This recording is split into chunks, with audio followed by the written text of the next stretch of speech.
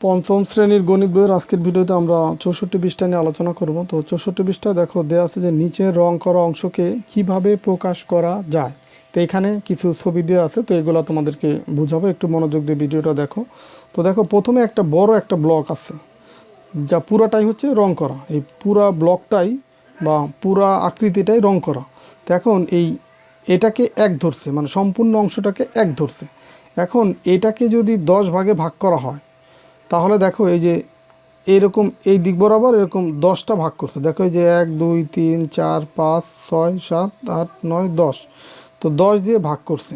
দেখো এই যে এককে মানে পুরো অংশটাকে 10 ভাগ করছে, 10 ভাগের তাহলে এক ভাগ এখন রং করা আছে। দেখো এই যে এদিকে 10টা লাইন আছে এরকম, তার 9টাই হচ্ছে সাদা, একটা হচ্ছে রঙিন, তার মানে 10 ভাগের এক ভাগ হচ্ছে রঙিন। তো প্রথমে ছিল 1, সেই 1কে 10 ভাগ করছে, তার মানে 10 ভাগের এক ভাগ, এটা হচ্ছে রঙিন। তো দেখো যখন 1কে 10 দিয়ে ভাগ করছে, তো 1 ভাগ 10, তো এটাকে আবার 0.1 লেখা যায়। দেখো 1-এর পরে একটা শূন্য আছে, তো 1-এর পরে একটা শূন্য থাকলে 0.1 ঘর আগে আসবে। দেখো উপরে আছে 1, তো এই 1-এর এক ঘর আগে, একটাই তো অঙ্ক আছে, এর আগে দশমিক চলে আসছে, তো 0.1, এটা হচ্ছে 10 ভাগের এক ভাগ। তো এখন এইখানে যে 10টা ঘর আছে, এইটাকে যদি আবার 10 দিয়ে ভাগ করা হয়, তার মানে এই যে লম্বালম্বি যে 10টা লাইন আছে, এটাকে যেরকম করে আরও 10টা করে ভাগ করা হয়েছে, তার এক ভাগ এখন রং করা। দেখো এই যে এক ভাগ, এই একটা লাইনের 10 ভাগের এক ভাগ আবার রং করা। তার মানে এখন কিন্তু এই পুরা এখানে ঘর সংখ্যা, এখানে ছিল একটা, এখান থেকে এখানে হচ্ছে 10টা, এখানে হচ্ছে 100টা ঘর।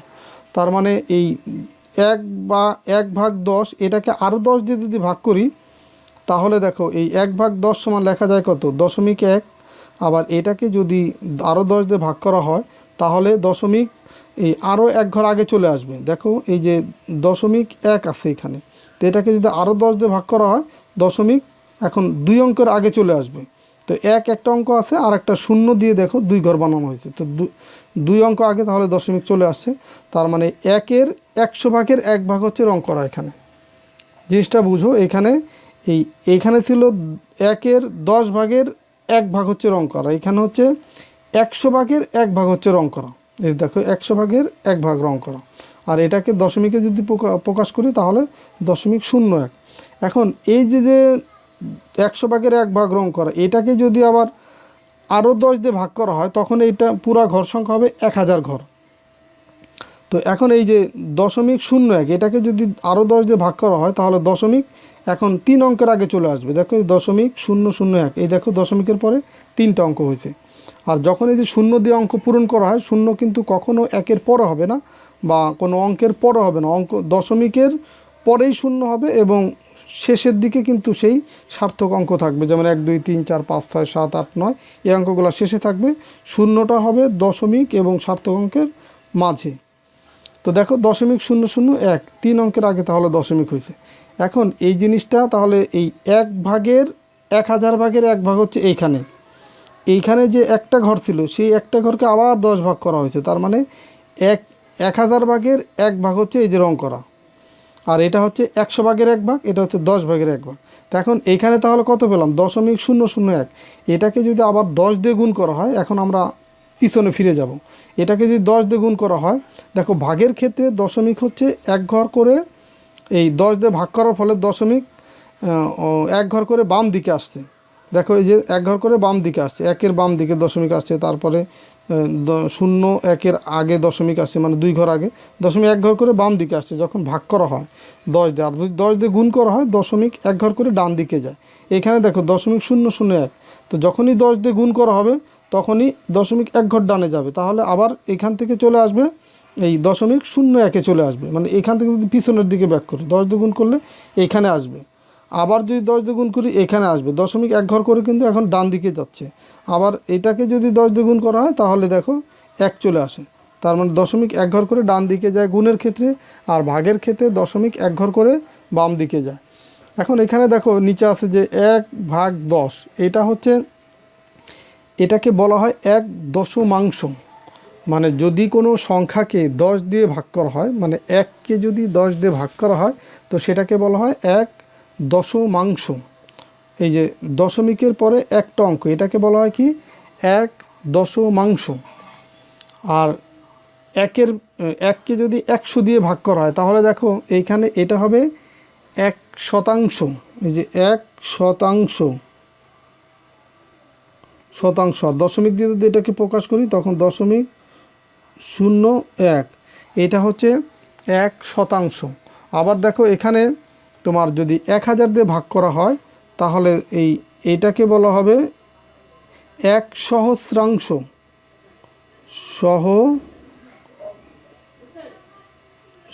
সহস্রাংশ। আর এটা হচ্ছে দেখো দশমিক, এখানে 1-এর নিচে আছে 3টা, 1-এর পর আছে 3টা শূন্য, তো এটা দিয়ে ভাগ করলে এই 3 অঙ্কের আগে দশমিক হবে। তো এইখানে তো একটা অঙ্ক আছে, এর আগে আরও 2টা শূন্য দেব, তাহলে দেখো মোট 3টা অঙ্ক হলো, এর আগে দশমিক বসবে। এটাকে বলা হয় 1 সহস্রাংশ। দেখো এই যে 1.235 দশমিক ভগ্নাংশের বিভিন্ন স্থানের নাম কি? এই যে একটা সংখ্যা আছে, এই সংখ্যার এই যে বিভিন্ন যে অঙ্ক আছে এই অঙ্কগুলার বিভিন্ন স্থানের নাম কি? দেখো এই স্থানের নাম, এই দশমিকের আগে যেটা, এটাকে বলা হবে কি একক। দশমিকের আগে যেটা একক, দশমিকের পরের অঙ্কটাকে বলা হবে দশমাংশ, তারপরের অঙ্কটাকে বলা হবে শতাংশ, তারপরের অঙ্কটাকে বলা হবে সহস্রাংশ। দেখো তাহলে এটা পড়ার নিয়ম, এখানে যে অঙ্কটা ছিল এটা দশমিক এখানে দিলাম, দশমিকের আগে অঙ্ক ছিল একটা, সেটা এখানে লিখলাম। আর দশমিকের পরের যে অঙ্কটা সেটা হবে কোথায়? দশমাংশের ঘরে। 3 হবে কোথায়? শতাংশর ঘরে। 5 হবে কোথায়? সহস্রাংশের ঘরে। মানে দশমিকের পরের যে অঙ্কটা সেটা হচ্ছে দশমাংশের ঘরে হবে, তারপরের অঙ্ক হবে কোথায়? শতাংশের ঘরে, তারপরের অঙ্কটা হবে সহস্রাংশের ঘরে। আর এটা পড়ার নিয়ম কি? 1.235 এই দশমিকের পরের অঙ্কগুলা ভেঙে ভেঙে বা একটা একটা করে পড়তে হয়। এটা কিন্তু এইভাবে পড়া যাবে না যে 1.235 এইভাবে পড়া যাবে না। এই দশমিকের পরের অঙ্কগুলোকে একটা একটা করে পড়তে হয়, মানে 1.235 এভাবে পড়তে হবে। এরপরে দেখো একটা অঙ্ক দেয়া আছে, তো এখানে বলছে যে মিতুর বাবা বাজার থেকে 250 গ্রাম আদা, 100 গ্রাম জিরা, 500 গ্রাম পেঁয়াজ এবং 375 গ্রাম রসুন কিনে আনলেন। তিনি বাজার থেকে কত কেজি জিনিস ক্রয় করলেন? দেখো এইখানে সবগুলার একক দেয়া আছে গ্রামে, আর ফাইনালি কত কেজি কিনে আনছে সেটা, কত কেজি জিনিস ক্রয় করতে সেটা বের করতে বলছে, মানে এখানে কেজিতে বের করতে বলছে। তো প্রথমে তাহলে আমাকে এই যে গ্রামে বিভিন্ন ওজনগুলো দেয়া আছে সেগুলো আগে যোগ করতে হবে। যে তিনি ক্রয় করলেন, দেখো কি কি ক্রয় করলেন, 250 গ্রাম আদা, 100 গ্রাম জিরা, 500 গ্রাম পেঁয়াজ, 375 গ্রাম হচ্ছে রসুন। তো এই সবগুলো যদি যোগ করি তাহলে কত হয়? দেখো এই 5 শূন্য, কত হয়? 5 শূন্য শূন্য যোগ করলে কত হবে? 5, এই সেই 5। তারপর দেখো 7 শূন্য শূন্য আর 5, 7 5 কত হয়? 12, 12 2, হাতে আমার 1 আর 3 4, 4 আর 5 হচ্ছে 9, 9 আর 1 10, 10 আর 2 কত? 12। তাহলে 1225 গ্রাম। এইটা হচ্ছে সে গ্রামে যদি বলতো যে কত গ্রাম জিনিস কিনছে তাহলে কিন্তু এটাই উত্তর হতো যে 1225 গ্রাম জিনিস সে বাজার থেকে ক্রয় করছে, কিন্তু এইখানে বলছে কেজিতে প্রকাশ করতে। তো এখন তাহলে কেজিতে এটা প্রকাশ করতে হবে। তো আমরা জানি একটা জিনিস যে 1 কেজি ইকুয়াল হচ্ছে 1 কেজি সমান কত? 1000 গ্রাম। 1 কেজি সমান কত? 1000 গ্রাম। তো এখন এইখানে আমরা কিন্তু গ্রামে এককটা পাইছি, যেহেতু কেজিতে প্রকাশ করতে হবে তার মানে এই গ্রামটাকে আগে রাখবো, কেজিকে পরে রাখবো। তো এটাকে তুমি এইভাবে লিখতে পারো যে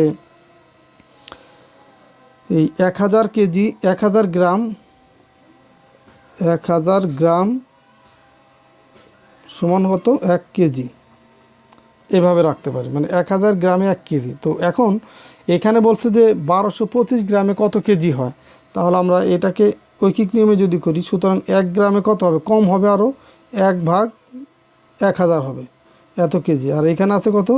1225 গ্রাম ইকুয়াল কত হবে? এখন 1 গ্রামে যা হবে 1225 গ্রামে বেশি হবে, তার মানে 1 গুণ 1225, নিচে আসবে কত? 1000। তার মানে আমরা যদি গ্রাম থেকে কেজিতে রূপান্তর করতে চাই সেই ক্ষেত্রে 1000 দিয়ে ভাগ করতে হবে। তো এখন 1000 দিয়ে যদি এই 1 আর 1225 গুণ করলে 1225ই হয়। তো 1225কে যদি আমরা 1000 দিয়ে ভাগ করি, তাহলে দেখো একের পরে শূন্য আছে কয়টা? 3টা। তাহলে দশমিক আসবে কয় অঙ্কের আগে? 3 অঙ্কের আগে। যেহেতু 3টা শূন্য আছে, তার মানে দশমিক এই যে এইখানে 3টা অঙ্কের আগে আসবে, 1টা 2টা 3টা, এই 3 অঙ্কের আগে এই যে এইখানে দশমিক আসবে। এখন এই যে 100টা উঠে যাবে, তার মানে এখানে হবে 1.225 এত কেজি। তো গ্রামকে কেজিতে রূপান্তর করলে তাহলে কি হবে? 1000 দিয়ে ভাগ করতে হবে। দেখো এখানে একটু ভিন্নভাবে অবশ্য করছে যে 1000 গ্রাম আবার 225 গ্রাম, মানে এই 1225 গ্রামকে দুইটা ভাগ করছে, 1000 গ্রাম যোগ করছে 225 গ্রাম। তো 1000 গ্রাম 1 কেজি, এটা একবার হলো 1000 বা 1000 গ্রামকে 1000 দিয়ে ভাগ করছে, কেজি হয়ে গেছে। আর এটাকে গ্রামকে 1000 দিয়ে ভাগ করছে। দেখো এখানে আছে 3টা শূন্য, 3টা অঙ্কের আগে, মানে এখানে দশমিক চলে আসছে। দেখো 0.225 কেজি, 1 কেজি আর এটা যোগ করে তাহলে 1.225 কেজি। এইখানে কিন্তু আমরা এটাই বের করছি। তো এইখানে এত ভেঙে না করে তুমি একবারে করতে পারো। যখনই তুমি এই 1225 গ্রাম পাবা, তখন এই এত গ্রাম যখনই পাবা, তখন এটাকে কেজিতে রূপান্তর করার জন্য 1000 দিয়ে ভাগ করবো। আর যখনই 1000 দিয়ে ভাগ করবো তখন আর গ্রাম থাকবে না, তখন হয়ে যাবে কি? কেজি। আর এখানে যেহেতু একের পরে 3টা শূন্য, দশমিক তাহলে 3 অঙ্কের আগে চলে আসবে, তার মানে 1.225 এত কেজি। এটাই হবে উত্তর, 1.225। তো এই অঙ্কগুলো আমরা আরও করবো, এই টাইপের অঙ্ক। তো এটা জাস্ট একটা ধারণা পেলাম। তো ঠিক আছে, সবাই ভালো থাকো, সুস্থ থাকো। পরের ভিডিওতে আমরা 65 পৃষ্ঠা নিয়ে আলোচনা করব। আল্লাহ হাফেজ।